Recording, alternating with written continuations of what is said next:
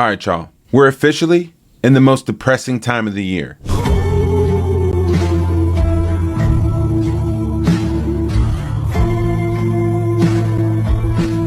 There's 73 days till the NFL returns, 106 days till the NHL returns, and 120 for the NBA. There's just absolutely nothing going on. But that's not true for the markets. It's getting wild out there. Just when you thought we might have some peace in the Middle East, conflict is brewing again. And the president had some choice words for Israel and Iran. That have been fighting so long and so hard that they don't know what the they're doing. Do you understand that? As a parent, I can relate. Hearing the kids fighting downstairs, Donald Trump came out the Oval Office like me coming down the steps in the morning. And there's not just a fight going on in the Middle East. There's a fight happening at the Federal Reserve. Fed Chair Bowman is urging Jerome Powell to cut rates, saying that inflation is well below the Fed's inflation target. And while things are looking bleak out there in TradFi markets, things are all looking pretty bullish for Bitcoin. Bitcoin bounced back from the threat of war like nothing happened. Bitcoin Treasury companies are taking flight, and we have more, like ProCap Financial, raising $1 billion to buy Bitcoin. Despite everything going on out there in the news, I'll walk you through why you should be bullish on Bitcoin right now. This is Dante Cook with Bitcoin Simply. Let's go.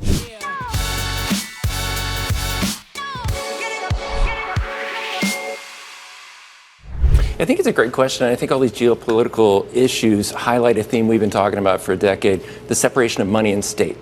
Back in the day, money was separate from the state. It was hard assets like gold. We've had this era where governments print money. They're printing a lot of it now. And I think we are going back to people trying to store their wealth in hard assets. Gold's great. Gold's doing very well. But digital gold, Bitcoin, is also relevant for people's portfolios.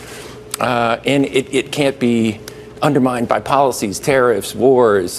You can't print more of it. It has all those attributes that gold has. With conflict rising in the Middle East, there seems to be some part of the market that's starting to recognize that Bitcoin is a safe haven. Like Dan Morehead said, we might be finally seeing the separation between money and state. So much so that the CME Group chairman was shocked to see the resilience of Bitcoin in spite of all of the things going on in the normal markets. The rest of the people on Saturday were following the crypto market also because that's a 24/7 market and the cash side, as you just alluded to, Liz. So I was following it as well. So watching it go from 103, 104 down to 98, 98 and a half overnight and then bouncing back up today. It's pretty resilient market and it's pretty wild the way the market has traded. But in TradFi markets, things aren't looking so good. The cracks are starting to show. Literally, it's so hot that the cracks are starting to form. And this isn't sci-fi. We actually have flying cars.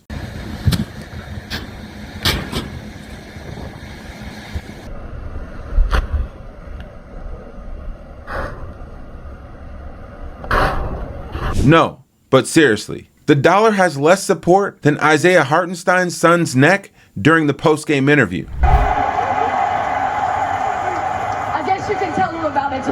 43% of central banks expect gold reserves to increase next year, and 73% expect their dollar reserves to go down, meaning they don't trust the dollar. And this lack of confidence, this lack of buyers for the dollar or for debt is causing the Fed to become uneasy. And that's why Governor Bowman thinks that we should cut rates as soon as July. And the markets are signaling this too, as the odds for a rate cut in the September FOMC meeting rose by 79%. People inside the Fed aren't the only ones calling for rate cuts, saying that Powell is sitting on his heels for too long. Analysts from Wells Fargo and our very own Tom Lee are saying the same thing. Whole belief that we're going to see this inflation shock, I don't think it's really well founded. If you're looking at the data, if you look at what companies are doing right here, right now, and what you expect them to do, inflation's not going to be a problem. I think, Tom, you agree with that, don't you?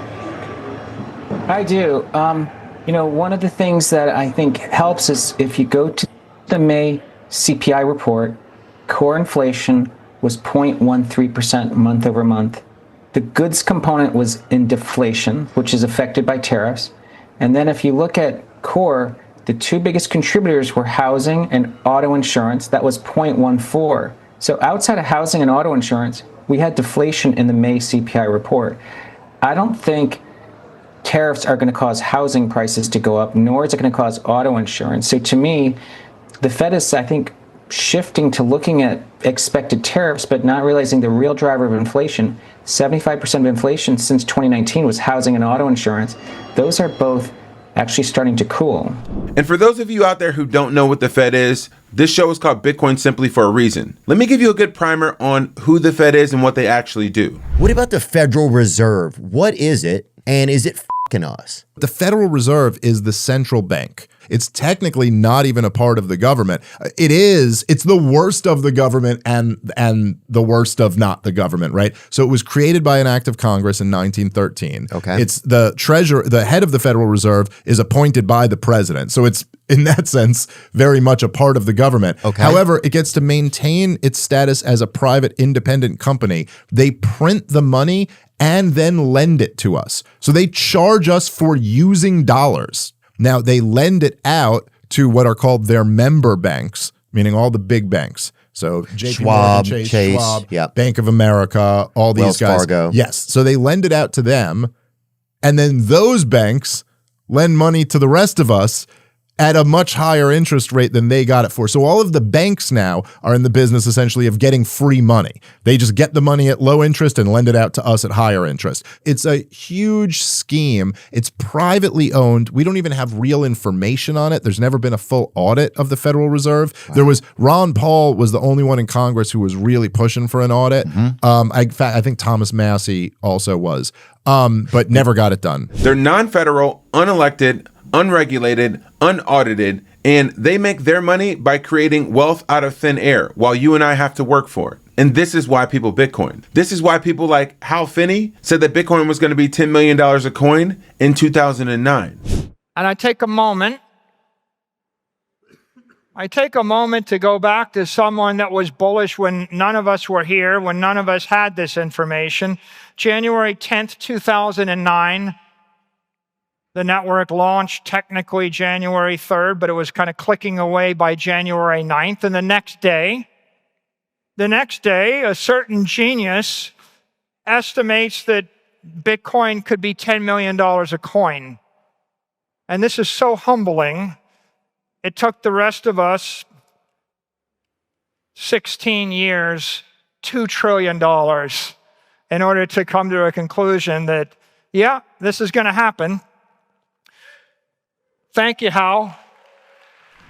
This is why the 8th largest economy in the world, in Texas, is building their Bitcoin strategic reserve with a $10 million purchase of Bitcoin. This is why companies like Similar Scientific are up over 40% after announcing a Bitcoiner to their executive team to run their Bitcoin treasury. They're buying and not selling. And this is why crypto companies like Digital Commodities are selling their XRP to buy Bitcoin. And this is why hardcore Bitcoiners all across the country have learned one thing: never sell your Bitcoin. And you can do that by working with a partner like Ledn to unlock liquidity in your Bitcoin stack without selling your Bitcoin stack. They've issued over $9 billion worth of loans since 2018 and do so at an average time of money in your account hitting in just 18 hours. The application takes just 2 minutes. It's simple, fast, and transparent.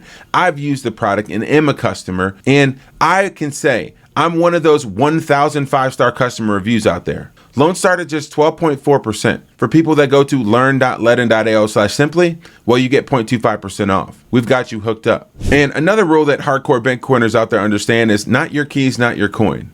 Well, one of the ways that you can finally understand how that works and to do it privately, safely, securely, confidently is by working with a coach at thebitcoinway.com. They'll walk you through step by step how to buy your first Bitcoin, but how to remove it, how to run your own node, how to have a hardware wallet and a seed phrase. All of these things might be foreign to you, but not after you schedule a free 30-minute consultation with their team at thebitcoinway.com/simplybitcoin. Back to the show. There's a reason that people like Anthony Pompliano, who's been one of the leaders in the Bitcoin space, are launching a publicly traded company to buy $1 billion worth of Bitcoin in a treasury in ProCap Financial. They're raising $750 million and $250 million in a convertible note. And as Anthony Pompliano says, if you can't beat it, buy it. Now, the Pompliano empire, between the SPAC, which you're working on, between this effort, between your media efforts, how are you going to devote yourself to these different activities. Yeah. Well, today we're announcing what is the largest initial fundraise for a publicly traded Bitcoin Treasury company in history. We've raised over $750 million. It's a $1 billion merger with the Columbus Circle SPAC. And the idea here is we want to really be successful in the financial services sector. And so if you think about this ProCap SPAC, that is a dollar-denominated vehicle to go and do an acquisition. The ProCap Financial is the exact same thing. It's a publicly traded company where we can go and we can acquire Bitcoin. Right. And so I think that that is where my entire career has sat. I sit at the intersection between the internet and the Bitcoiners and the institutional world. We've been very fortunate to have a lot of institutional investors participate in this round. But also, I think that there is a dollar-denominated world and there's a Bitcoin-denominated world. And what I want to do is continue to sit at the intersection of that and provide ability not only for myself and our shareholders. Are you operating these businesses? Are you effectively the CEO operating them, or are you going to have teams that are doing this for you? How's this going to work?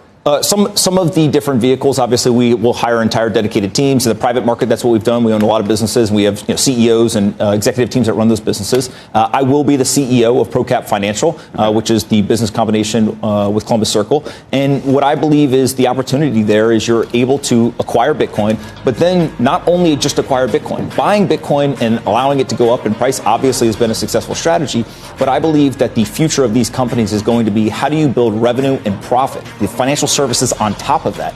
No different than if you look at the traditional financial service firms. They have a balance sheet of dollars, and they go and they build these financial services on top that drive revenue and profit. I think that you still have to build a business on top of a big pile of Bitcoin. At the end of the day, we end up growing in our phases and our maturity in Bitcoin until we understand what Bitcoin's actually about. People like Max Kaiser, who've been giving away tens of thousands of Bitcoin since Bitcoin was 25 cents, well, he understands that Bitcoin is a tool for hope and not for fear. Bitcoin is a path to love. Fiat money is a path to fear.